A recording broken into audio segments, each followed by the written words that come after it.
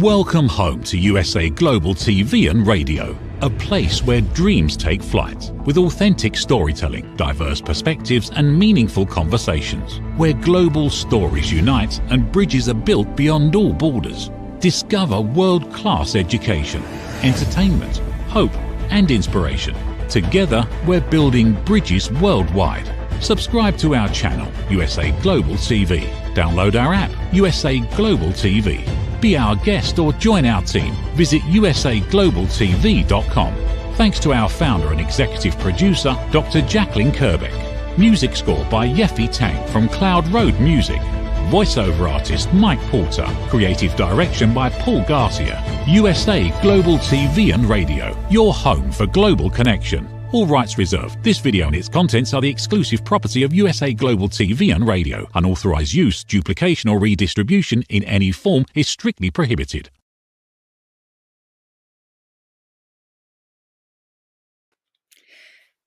Hello and welcome to Intentional Productivity Tips. I am Megan. I am your very favorite strategic productivity partner. And thank you for joining me on USA Global TV and Radio, where you can like, subscribe, and be notified when new episodes drop on a weekly basis.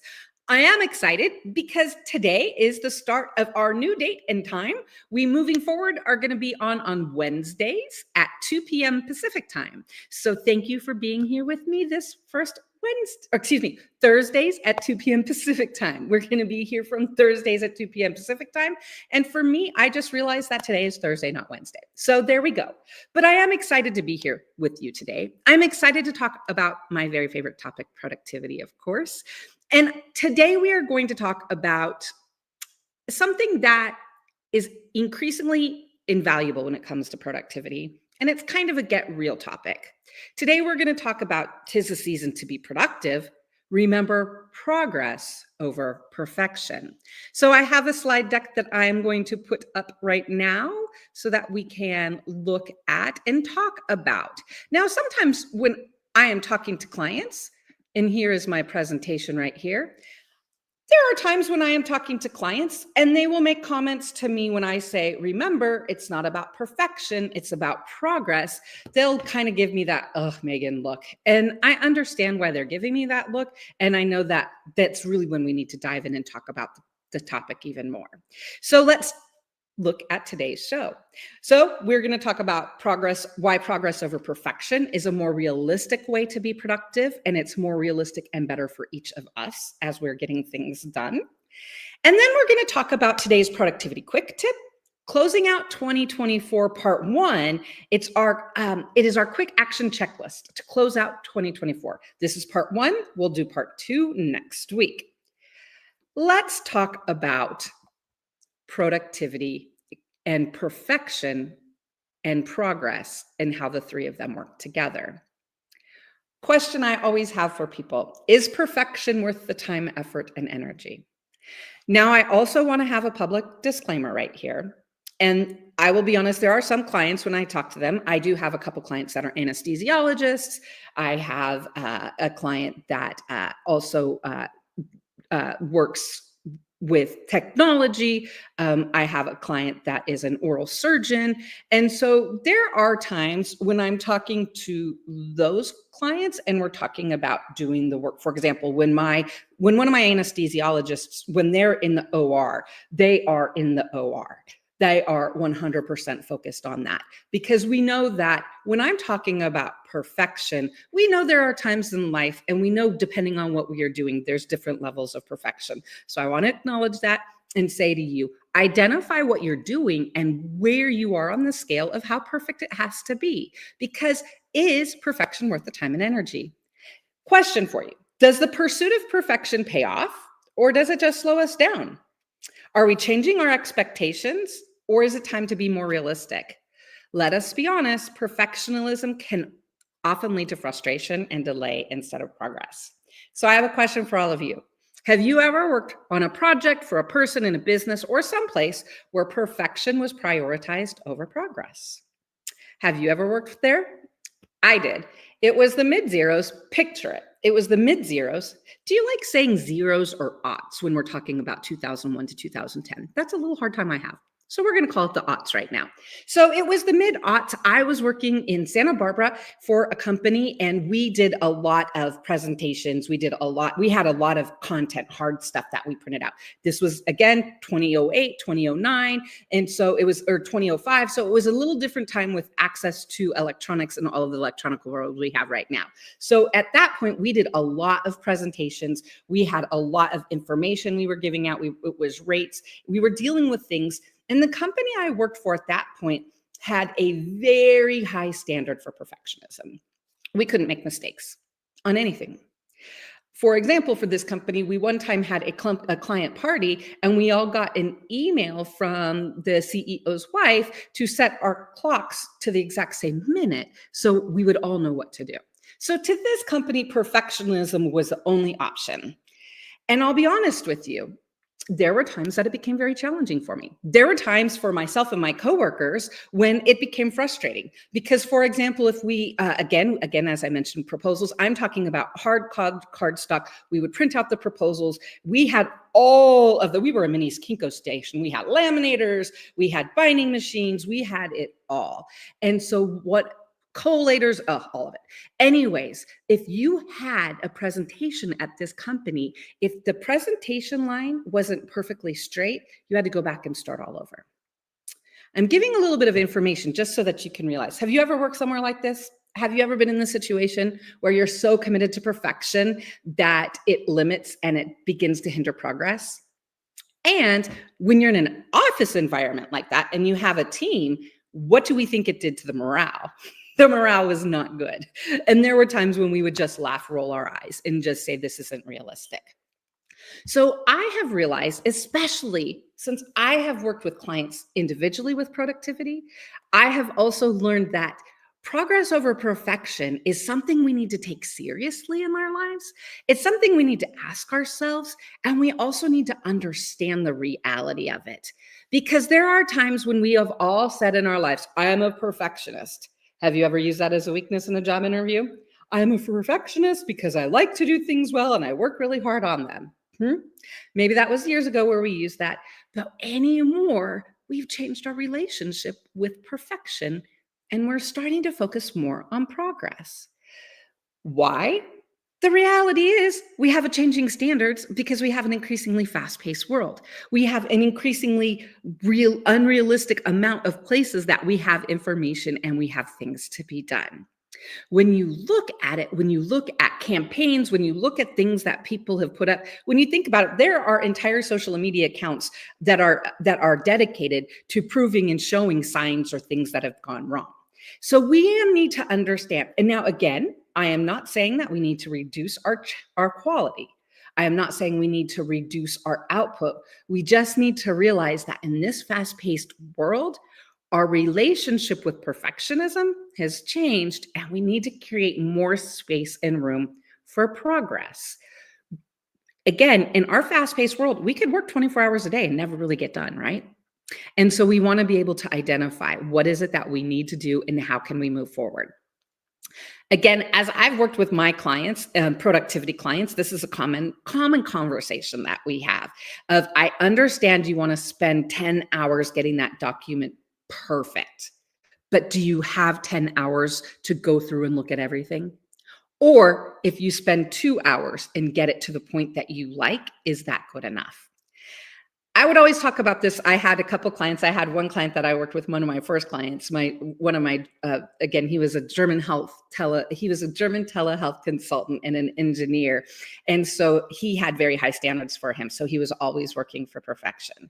And so we would track time. We would look at it. Is it worth this effort for you, or is it not? So we could understand for ourselves where we are right now with progress and perfection.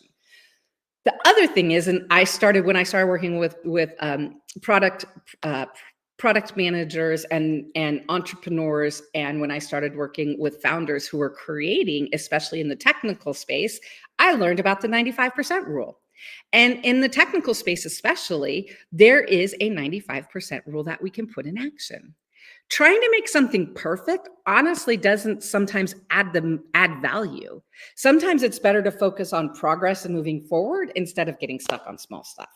There are times, especially when we're launching progress, when projects are launched, when it gets to a 95 or 95% threshold, it's good to go because we know there's always going to be things that need to be updated. So if it's good enough for the products that we use in our lives, shouldn't that same philosophy be good enough for us in our daily work? So that's why I want us to think about it and again have the get real conversation. This is uncomfortable for some people, and I understand that. So let's talk about if we're striving for perfect, what is the price we pay? Again, it can have a negative impact on our productivity. Every minute we chase spending perfection is a minute we're not doing something else. Perfectionism can lead to delays and frustration and add to time it gets things done. Remember, our world is speeding up. We have more to do, but there's one constant, 24 hours in a day. We cannot change it. There is no Botox for time, so we can add more. So it is about looking at how can we be productive with the time we have, with the output we need, and with progress. Again, there's also a mental and emotional toll. Perfectionism can lead to stress and burnout. A study from the personality and social psychology found that perfectionism is linked to burnout across work, school, and sports, as unrealistic high expectations and standards create constant stress and pressure, leading to mental health issues. Have you ever felt that way? I know I have. I know there's a project I'm working on right now. I'm really excited. I'll be able to share more about it next month. It's for a conference that I'm going to, but I'm creating something for this conference. And it has been on my mind a lot. And there's also this element that in my mind, I'm like, I have to be perfect. I have to be perfect. No, I don't.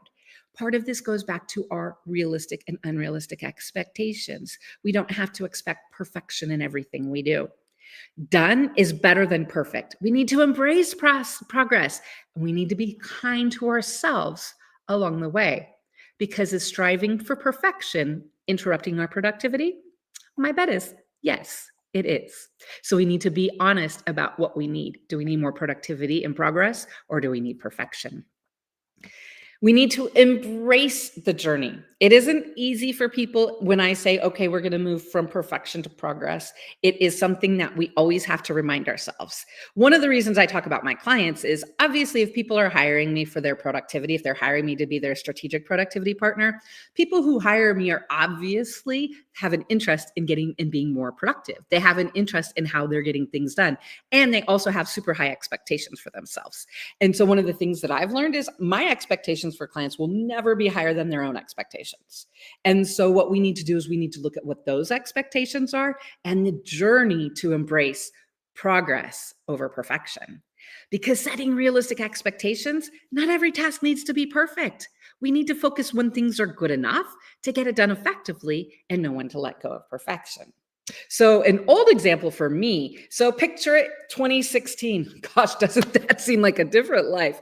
Okay, yeah, 2016. It was a different time.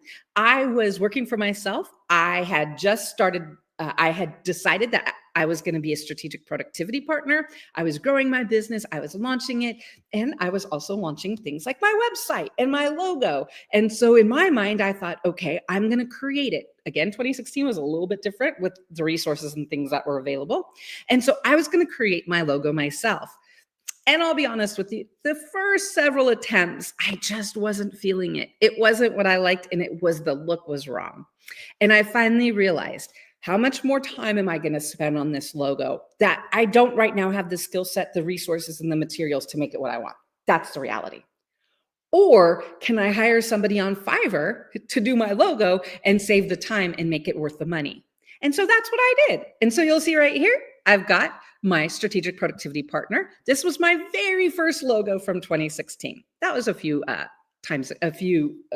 versions ago.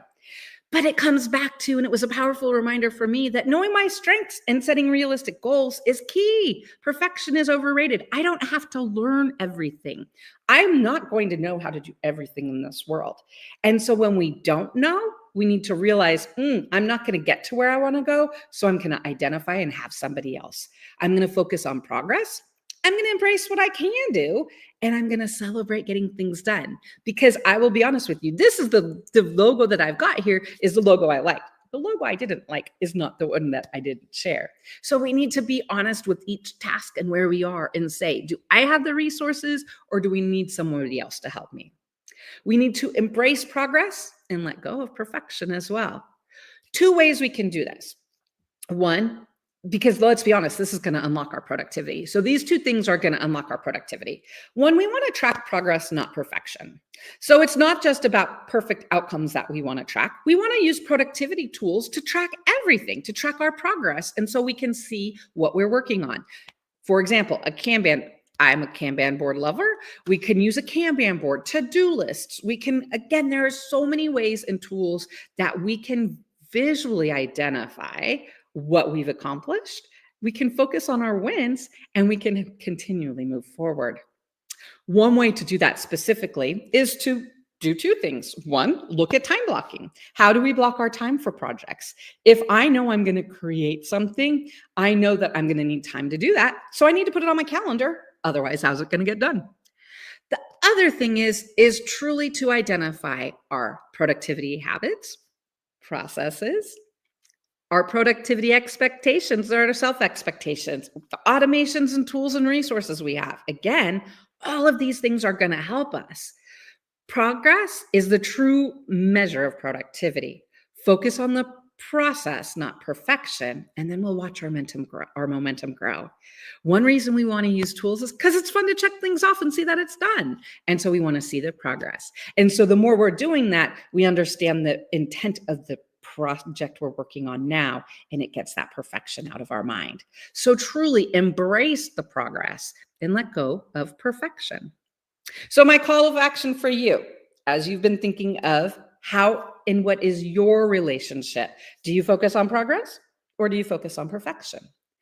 I hope that this has opened your mind to identify that maybe there are times when it isn't about, again, between 95% and 100% think of the 95% rule. Is it really worth the extra effort, time, energy, and mental trauma to get to that 5%? Or is it good enough so you can move forward?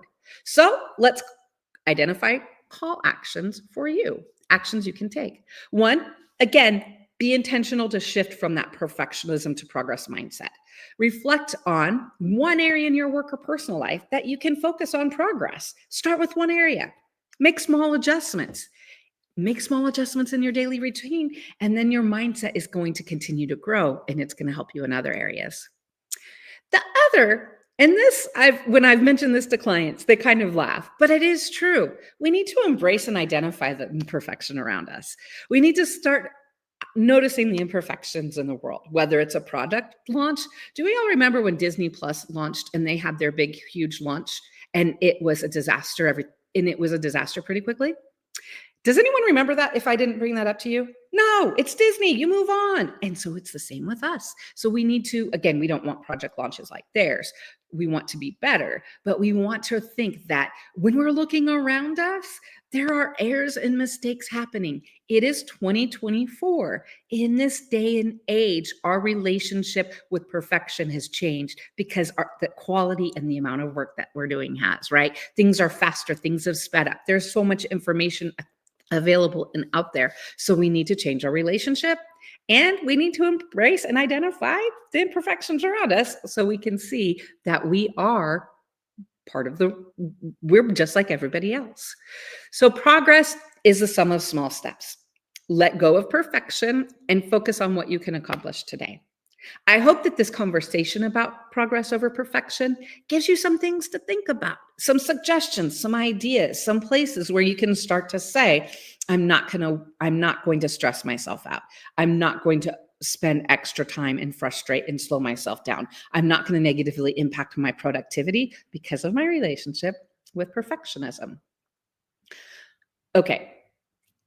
I think we've all talked about that. Let's chat just a little bit about our productivity quick tip for the week. Let's look at something that is timely and important. And this is your quick action checklist for a productive year end. Again, I said this is part 1. So we want to start to think. Today is December 19th. So we want to start to think, whenever you're watching this video, it's going to be after December 19th, hopefully between December 19th and January 1st to help. But even if not, it's something to be remembered of. It is the end of the year. Well, we know it is the end of the calendar year. We know that people have different fiscal and project years, and that absolutely is true. What we're looking at specifically right now is that it is the end of the calendar year. So what I want for you to think is, before you move into 2025 and jump away from 2024, what is it that we need to do? Is there any lingering baggage from 24? Think of this as a quick tip as year-end cleaning, right? For your calendar, finances, files, and projects. We want to identify the areas that it's going to be quick, where we look through and begin to help you think of things you need to do before the end of the year. So I'm going to identify topics, and then you have one of two answers. There's only two options here, right? Yep, still fabulous, and I finished that. Or your answer is going to be nope, but the best is yet to come. We're going to come up with a plan for it. So let's look at your productivity quick checklist right now. So the first area we're going to look at is your files and folders, whether these be electronically, whether these be paper, wherever they are. It's important to organize your files and folders, especially for those that are indexed by calendar year. So archiving old files. Do you have any files that you've been holding on to but won't need again? Yep. Perfect. Then add those files to your archives or close them out. Nope. You're great. You're on top of your file game, right? So if you've already archived them, great. Add them to great. You're done with the process. If you haven't, then we need to make sure you're on top of your file game. Creating folders for 2025. Do you need to set up new files? Do you have 2025 folders set up? If yep, awesome. It's a small step, but it will save you time next year. If you don't have 2025 folders set up now, is that something you need to add to your calendar or to your to-do list? Or is that something you can do today? So we want to make sure that as we're moving into 2025, any files and folders that are calendar year based, are updated and ready to go. While we think, oh, I'll just make it when I need it. Let's be honest. And this is what has happened to me. Anytime I say, oh, I'll just wait and do that, I'm going to need it. I'm going to need to create it, and either I'm going to be on the phone with a client, or it's going to be at the last minute or something like that, and I'll be stressed. So by doing this now, you won't be as stressed. Okay, let's look at our second area. Finances and reports. Closing out finances. Do you need to review and organize receipts or financial statements before December 31st? If yep, add this to your list and block out some time to get it done. It's tax season prep, and you'll be happy you did. If nope, if you've already closed out, you don't need to do it. Great, you're ahead of the game. Good job. You deserve a treat. Chocolate maybe, or a time to do for whatever you want. Okay, so now we're talking about closing out finances. So we also know that we might have new files, new areas that we need for our 2025 finances, excuse me. We might need new files for our 2025 finances. Do you need to set up budgets or files for budgets, receipts, or spending categories for the new year? Do you have some place to keep all your 2025 receipts ready now? If yep, perfect. Add it to your calendar so you don't overbudget yourself. I got that backwards. If you need to do this, add time to your calendar now. So if you don't have it set up, add time to your calendar. If you've already got your 2025 finances and budgets and categories set up, it's a good job. You've got a win there. All right, let's move on to our next one. Appointments and scheduling. So we know there can be yearly appointments. It might be medical, or it might be some meeting with a finance person. Any of your annual appointments that you need to schedule. Have you scheduled your 2025 appointments yet? If yes, add them to your calendar so they don't sneak up on you and you're ready. And so that the time is blocked off so nobody else will take that time. If no, then you're held if you don't need to set them up because you've already done it. Excuse me. If you need to do it, then you need to get that done now. Flexible spending accounts. Again, identify. Have you spent all the money or have you not? If you have spent all the money, good job. If nope, then you need to plan on doing that before December 31st. Our final area that we want to think about, updating goals and projects. We want to reflect on your completed goals. Have you reviewed your goals for the year and marked them complete? If you have, great job. If you haven't, if it's a nope, then no worries. Take some time and review and check off what you've completed now. If you need to adjust, have you prioritized and adjusted and reviewed your goals? Do you need to adjust any existing goals? If yes, you have done it, then you need to be sure to add those adjustments and update your goals now. If nope, you've already done it, then you realize that you don't have to do it. So again, the goal of this is for us to start to identify what are the things we need to close out for 2024 and what are the things we need to start for 2025. I now have an action plan for you to look at that has a place to think of tasks for, are your files and folders updated and ready for 2025? It could be electronic or it could be paper. Are your finances and any reports closed out for 2024? Are they ready for 2025? Is there one you need to add or update, a task you need to complete? Then be sure to add it to your list. Again, appointments and scheduling. Is your schedule going to be the same? Is there anything you need to block off on your calendar? Is there any appointments you need to make? Then now's a good time to do it. And then finally, the fourth area is your goals and your projects. We know that it is important, again, that we review, we update, and we prioritize. Once you've finished with this, boom, your 2024 wrap-up checklist will be ready for you. A little prep now means you're closing the year and starting 2025 ahead of the game, and you're not going to have to catch up. You're being intentional to get started now. The reason we want to think about taking time and being extra with preparing for 2025, because if we do that thinking now, we're not going to have to think about it then. And it's going to help us with progress. So bonus tip, take a few minutes today. The tasks or the thoughts that you identified. If you're like, oh yes, there's some receipts I need to print out, or I need a new folder for my receipts for 2025. Any of those things that you've thought about that I've discussed, a bonus tip is write them down, add them to your calendar, and make sure you get them done so that when you're celebrating New Year's Eve on December 31st, you're toasting to being productively done with 24 and ready for 2025. The reason I wanted to talk a little bit today about our productivity quick tip and closing out 2024 is because it is that time of year and there are actions we can take. I know it's a busy time right now, but there's some actions we can take that will truly help next year to set up next year. So that's why we talked about that productivity quick tip.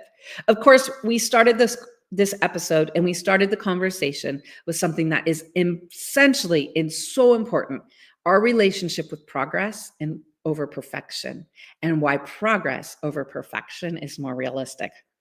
As always, I hope that you learned at least one thing from today's episode.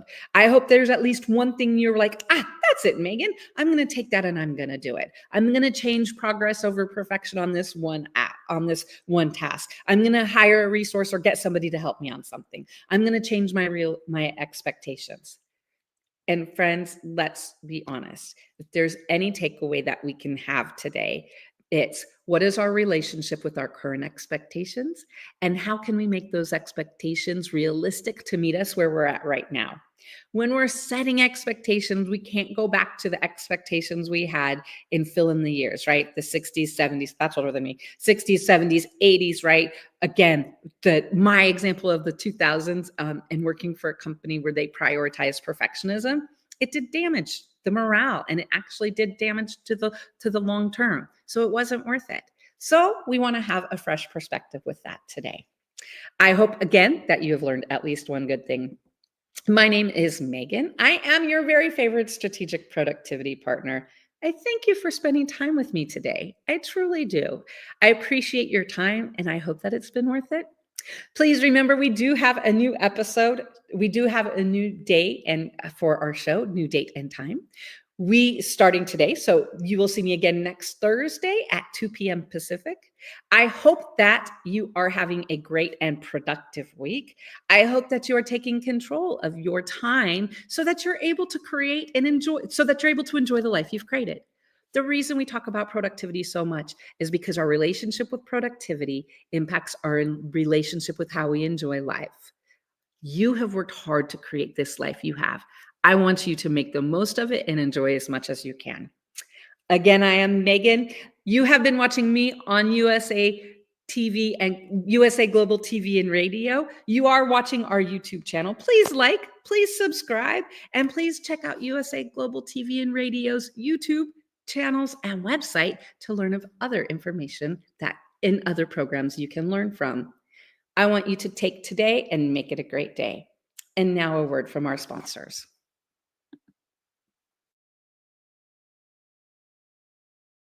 Hello, I'm children's author Diane Floyd Bain, and I am co-host for several of the USA Global TV and radio shows. I joined because of the purpose of the USA Global TV and radio. They provide content for the viewers and listeners, an opportunity for people around the world to have their own show or even be a guest on an existing show. We truly believe in helping others get their positive message out to the world. We also have the opportunity for the listeners. You can watch on several platforms, and on YouTube, you can ask questions and even give a comment. We absolutely love it. I love being part of the USA Global TV and radio because I love positive messages, and who doesn't? And we need more of that in the world. We are a family, and we hope you will join us and become part of the family too.